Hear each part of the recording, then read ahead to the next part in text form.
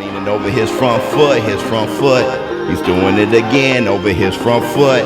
Leaning over his front foot, counter by the hook. He's doing it again over his front foot. Look how he leans in with his face. Look at the...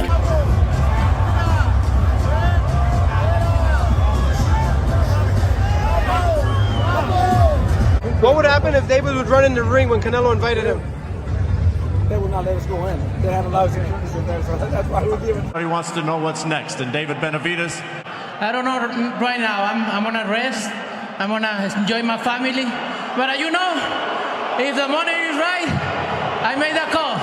If the money is right, I can fight right now.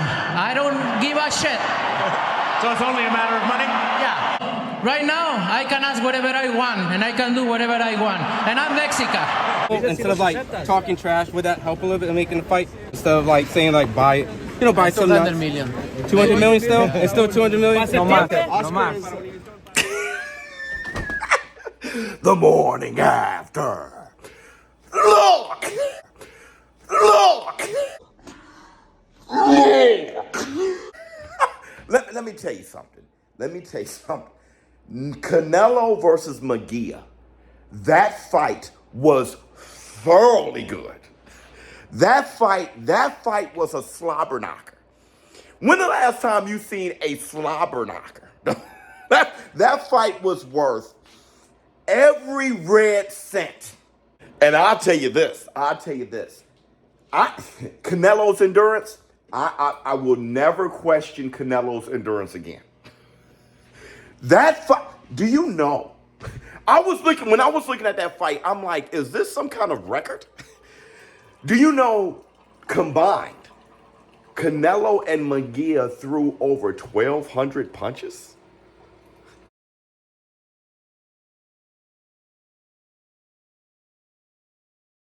Munguia threw 127 more punches than Canelo Alvarez.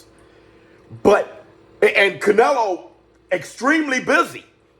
So that means that young man, Munguia, throwing all those punches, he only landed 27%, meaning when Canelo wasn't punching, he was moving like a son of a gun and had to keep the mental endurance, the mental focus to be on point like he was.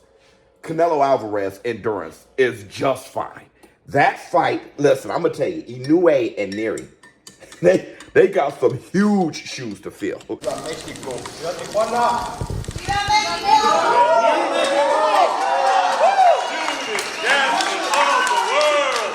I knew what was going to happen as far as the outcome of the fight, okay? But the funny thing is when he did knock him down, it looks strange. What I mean is, Munguia, I don't think I've ever seen him knocked down by a punch. Dude, correct me if I'm wrong, but when I saw him actually knocked down by the punch, it was kind of like, I don't think I've ever seen that before, honest. So, Canelo Alvarez, he's definitely back, all right? That was some Canelo Alvarez versus Triple G 2 type shit. And that's the black, two sugars, a little bit of cream. Oh my God, that's a delicious cup of coffee. Hold on. Wow. I randomly made the best cup of coffee I've ever made in my life. But, I know everybody want to talk about David Benavidez and Canelo Alvarez, but I just want to give the love to Jaime Munguia for making that fight what it was. Canelo Alvarez, he could continue running. He did that with Jermell Charlo. But Munguia, even after getting knocked down, getting countered, getting hit with flush shots, he stayed extremely busy. All right, so give Jaime Munguia all, because it takes two to make a great fight. And that is honestly one of the best fights I've watched with Canelo Alvarez. That was one of the best fights. And the thing is, I'm happy all of you guys saw it. We're almost at 400,000 views on our live stream commentary. And I told you, when I was driving around earlier that day, people who, from the war room, or a lot of you guys who watch this channel who knew who I was, like, yo, ShowBizz, you going to watch the fight? They were excited about the fight.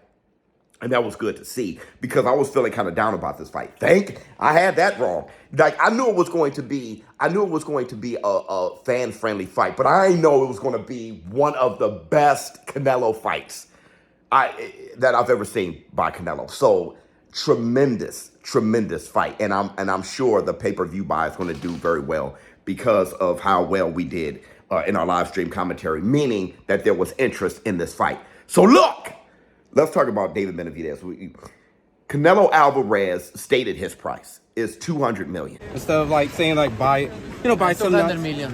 200 million still? It's still 200 million? Okay, that is ridiculous. I mean, he's definitely, it's like, in order for me to take the risk to fight David Benavidez, you got to pay me 5 times more than I've ever been paid. So it's really, that's a substantial, to say the least, of my amount of money. All right, but he's sticking to it. Right now, I can ask whatever I want, and I can do whatever I want. And I'm Mexican. $200 million to fight David Benavidez. So I don't see the fight happening anytime soon. I actually don't see the fight happening.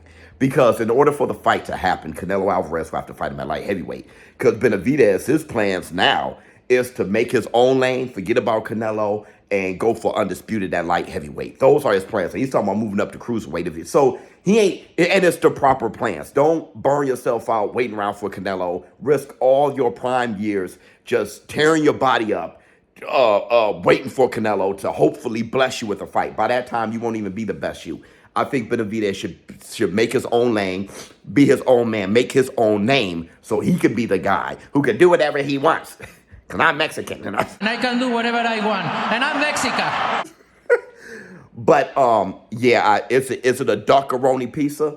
I think when it's all said and done, when history, talks about this fight, it will be. Canelo Alvarez and Benavidez, I don't see them fighting. I think Benavidez, his doppelganger is going to be David Morrell. And they'll probably fight at light heavyweight. Canelo Alvarez is going to fight Berlanga next. You guys saw that was leaked, right? I'm fighting Canelo in September. After I fight Canelo in September, we fight him. And if you don't fight Canelo in September? I got my business over here in September. I promise you, shit. No, besides promise, I'm saying I'm that's gonna knock you out, bro. I'm gonna knock you out. We worry about September, and then after that, I'll knock this bitch out the child. So he's fighting Berlanga in September. There's going to be no David Benavidez and Canelo fight anytime soon, meaning I just don't think that fight's ever going to happen. With that said, I know, I only spoke to a few of you guys about the Beterbiev injury. He had a meniscus tear in preparation for the Bivol fight, one of the more highly anticipated fights for the last couple years for undisputed Beterbiev versus Bivol, now postponed. And I'm going to tell you this, I think Beterbiev career is over. I think Beterbiev is finished.